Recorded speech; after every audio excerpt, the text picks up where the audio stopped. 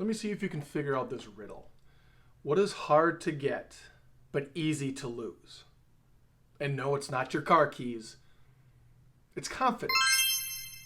Did you get it? Have you ever felt like when you walked into a room, you just had this wave of awkwardness roll over you? Like everyone's staring at you, watching you, judging you, everything you do, what you're wearing, your mannerisms, the way you talk, the way you walk. Your confidence starts to decrease every time you think someone else is judging you or you aren't up to the expectations of those people around you.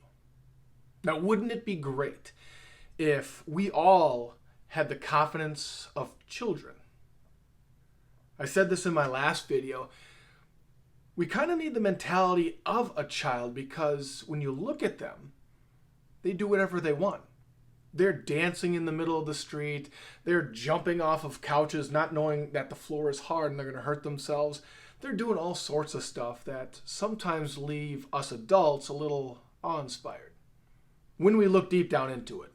But also at the same time, a little dumbfounded is, don't you know that floor is hard? Why are you jumping off the couch?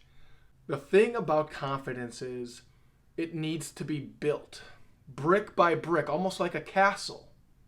You need to build your confidence. And the cool thing about this topic, I talked about confidence last week. I'm talking about it again. It's something that I'm dealing with my daughter right now. Now she's 7, going on 7, going to be 7-year-old this month.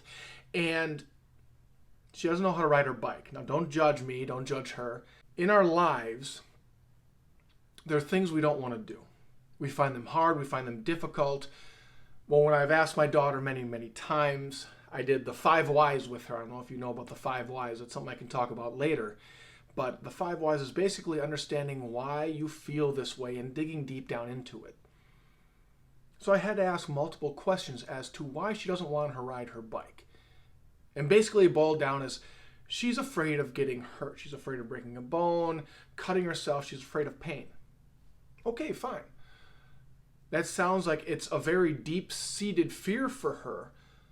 So for me, where can I start in a different direction to help build her confidence, not only in being able to ride that bike, but also to just build her confidence in herself, that it is okay to fail. We just pick ourselves up and keep going. So this past weekend, we had my parents over. I was grilling out hamburgers and hot dogs for my daughter. We were having a great time, and my daughter likes to have the attention on her, which all kids do. She wanted to jump rope, but she didn't know how to do it. So she'd do it a couple different times, kind of get discouraged, frustrated, and say she doesn't want to do it. She's not going to do it anymore. Well, I can tell that she's just frustrated because she doesn't know how to do it because she hasn't practiced enough. And that's what I got into her mind is you need to keep going. You need to practice. And this was an area where she wasn't going to hurt herself too much. So something I knew I could press a little bit more onto her and that she would reap the rewards of being able to do it. Well, fast forward 20, 30 minutes into that day, she knew how to do it. Well, maybe not the full jump up with 2 feet and swing the rope around you, but she did the where she can, skip while she jump ropes. I'm not going to do it on this video. I'm going to look weird. And there's not enough room. I might hurt myself. But she did the little skip jump rope, and I could see the smile in her face when she was able to do it. She did it a couple times, 3, 4, 5 times. Awesome, great. Okay, now do it from this spot to this spot. And now, amassed about 10, 15 yards. It took her a couple times to do it consistently all the way through, but she was able to do it. And just like any good parent, the praise, the adoration, the good job. Not only that, for me, the way I try to teach her how to build herself up, her habits, her confidence, her inspiration and motivation, I press into those as you did a really good job working towards this. Not stopping when you got frustrated, help you get this done. To kind of plant those seeds to where her neurons are firing and collecting that data saying, if I work hard at this, even though I might fail, if I keep going, I'll be able to do it eventually. So I'm getting that in her mind. So for me and for her, eventually we're going to be able to get on that bike again, ride that bike without training wheels, and she'll be able to get it. So that's the big goal that I want for her. It's not just the fact of riding a bike. It's a fact of doing something to completion, knowing that you can do it, that it took some falls, that it took some bumps and scrapes and bruises and not getting it done right away. It took a little bit of that, but eventually, through hard work, through dedication, through repetition, through patience, you're able to move on and ride that bike on your own without training wheels, without me behind you holding you up. You're able to do that, steer it, adjust the speed, be able to turn around, and all this fun, funky stuff that we can do when riding a bike. She needs to build that confidence, just like you in your life. Now, I don't know what's going on in your life right now. I don't know what you're lacking in confidence, but brick by brick, building that wall up, building that castle of confidence, you can do it. Start small. And the cool thing about that is we have goals, we have our big mega goals, we drop those down to goals. We can have micro goals, something that I've been doing for years that I actually learned about when I was in the Marines, something to get your body going, to know, hey, this is what we're doing, and you can accomplish it. One thing to do then, I'm going to use the example of working out. If you're just getting into a workout routine, you want to lose weight, you've done your smarter goals, you've got that all planned out, you know everything. Well, now it's the physical movement. Now it's the action of it, okay? So we get into the action of it. Build into that plan is you starting out just waking up at 5:30 in the morning. Let's say that is the time you want it, 5:30 in the morning. To get to the gym by 6:30 so you can go work out. Now, it might take a week, 2 weeks to just wake up at 5:30 in the morning and feel good about that, feel confident, be able to do it on a regular basis. Then the next set of micro goals could be waking up at 5:30 in the morning, getting out of bed and putting your shoes on. Now you might be thinking, John, that's too simple, that's too easy, that's going to elongate everything. It's not going to work for me. If you already have that mentality, no, it's not. Nothing will work for you if you already start out thinking it's going to fail. Breaking it down to micro goals helps build the confidence that you can get this done, especially if it's something that you have never done before and it's a new frightening goal.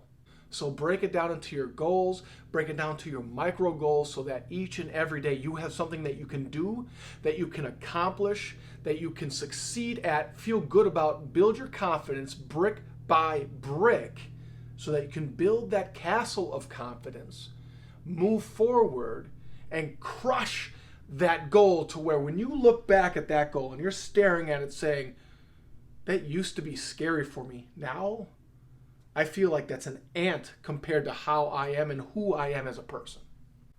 That's what it's all about. Building that confidence, building that faith and belief in who you are, so that you can go forward, so that when you do get in those social situations, whether you're with your partner and they're their friends and you can't really talk to them or talk around them, or you don't know what to do, or you go out into a totally different area that you have no clue who's here. You're not just going to be standing like a fly on the wall, bump on the rug, not knowing what to do, say, or how to interact with people. You're going to be confident in saying, going up to somebody and saying, hey, hi, I'm so-and-so. Who are you? What do you do? Why are you here? If you want confidence in your life, you need to build it. Build it brick by brick with your micro goals. Things that excite you, things that push you forward, that go into your overarching goal, that stretches you. If you like this information, you like this material, if you can see yourself doing these micro goals, and let me tell you, I do them every day. I do little micro goals every day for my goals as well. So don't think that this is just some far-fetched idea out there. I do them too.